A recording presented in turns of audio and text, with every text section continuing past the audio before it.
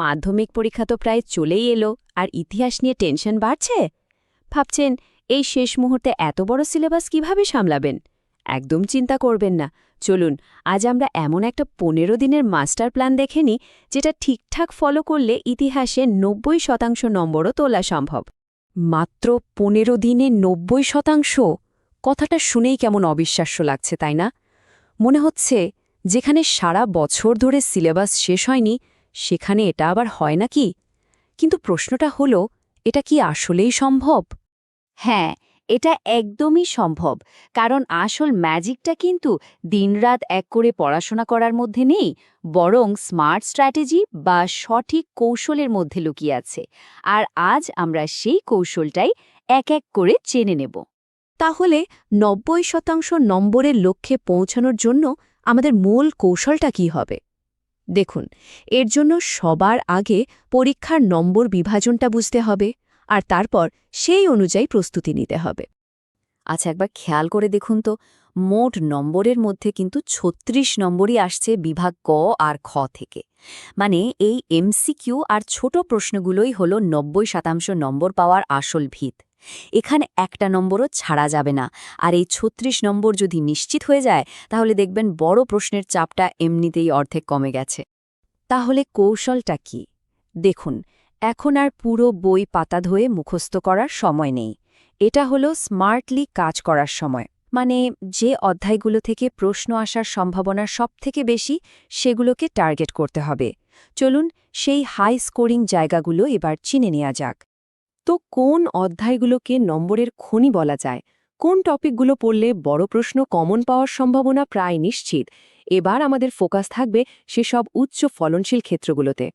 দ্বিতীয় আর তৃতীয় অধ্যায়কে তো নম্বরের খনি বলা যায়। এখান থেকে 8 নম্বরের প্রশ্ন প্রায় প্রতি বছরই আসে। বিশেষ করে নারী শিক্ষায় বিদ্যাসাগরের অবদান, সর্বধর্ম সমন্বয়ের ধারণা আর সাঁওতাল ও নীল বিদ্রোহের কারণ ও ফলাফল, এই টপিকগুলো কিন্তু একদম তৈরি করে রাখতে হবে। আচ্ছা, চতুর্থ অধ্যায় থেকে সবথেকে গুরুত্বপূর্ণ প্রশ্ন হল 1857 মহাবিদ্রোহের চরিত্র বিশ্লেষণ। এটা কি ভারতের প্রথম স্বাধীনতা যুদ্ধ ছিল?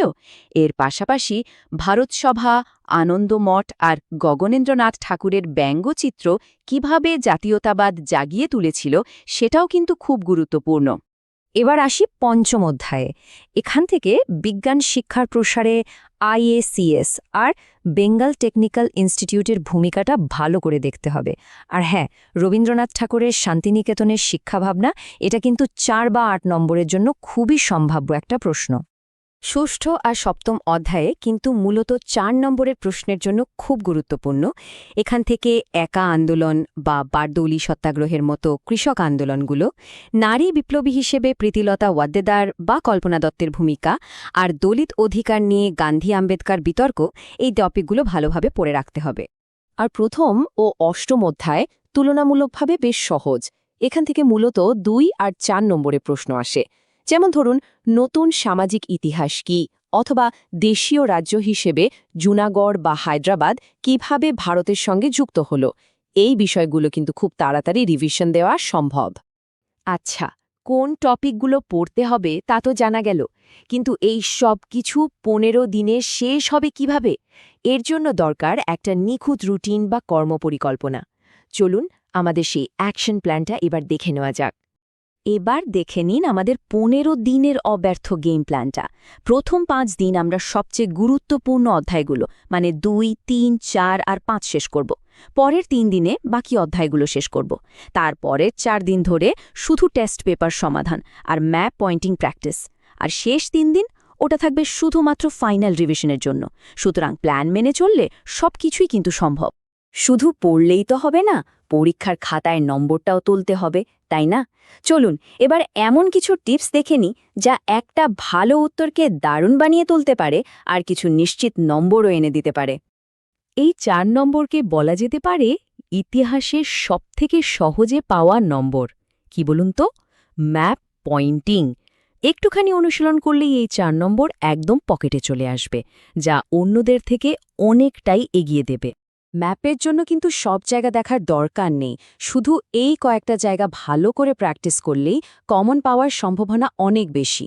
যেমন সাঁওতাল বা নীল বিদ্রোহের এলাকা, মহাবিদ্রোহের কেন্দ্র হিসেবে দিল্লি বা কানপুর, আর দেশীয় রাজ্য হায়দ্রাবাদ বা জুনাগড়। একটা বড় প্রশ্নের উত্তর লেখারও কিন্তু একটা আর্ট আছে।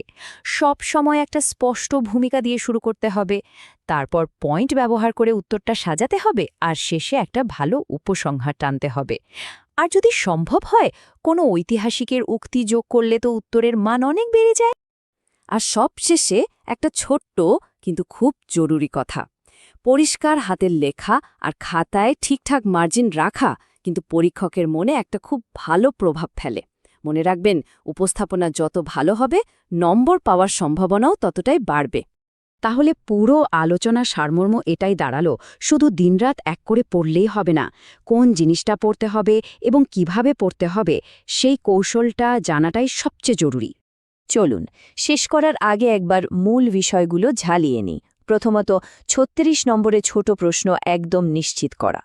দ্বিতীয়ত, বেশি নম্বরের অধ্যায়গুলোতে ফোকাস করা। তৃতীয়ত, ১৫ দিনের রুটিনটা অক্ষরে অক্ষরে মেনে চলা।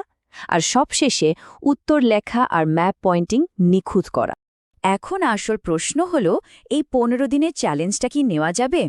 কারণ সঠিক পরিকল্পনা আর আত্মবিশ্বাস যদি থাকে, তাহলে এই লক্ষ্যটা কেবল একটা সংখ্যা মাত্র। সাফল্য কিন্তু আসবেই।